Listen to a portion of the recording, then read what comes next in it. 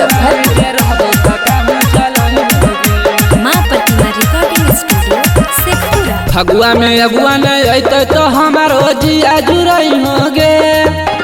फगुआ में अगुआ नहीं अत तो हमारो जिया जुरई होगे। हे गे जिया जुरई होगे।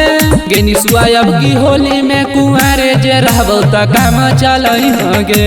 गेनिसुआ अब की होली में कुंवारे जे रहबो त काम चलई होगे।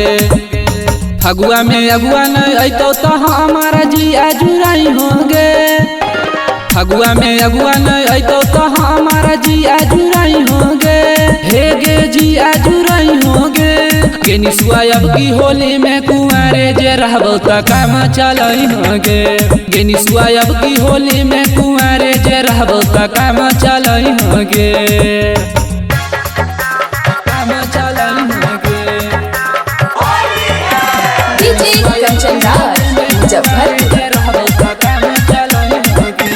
होली में मन बड़ी करो है। हमरा के काहे मना करो ही। हमरा के काहे मना करो ही। होली में बड़ी मना करो है। हमरा के काहे मना करो ही। मन नहीं मानौ तोरा टोला में आई बहुगे।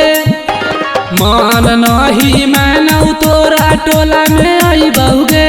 हे गे टोला में आई बहुगे।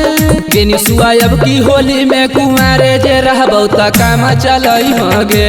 गेनिसुआ अब की होली में कुंवारे जे रहबो त काम चलई होगे। काम चलई होगे।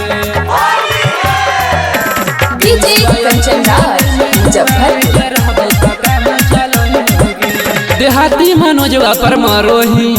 मुररिया के काहे मना करोही। मुररिया के काहे मना करोही।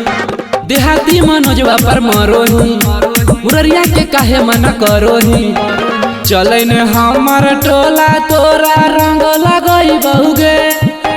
चलै ने हमर टोला तोरा रंग लगई बहुगे। गेनिसुआ रंग लगई बहुगे। गेनिसुआ अब की होली में कुंवारे जे रहबो त काम चलई होगे। गेनिसुआ अब की होली में कुंवारे जे रहबो त काम चलई होगे।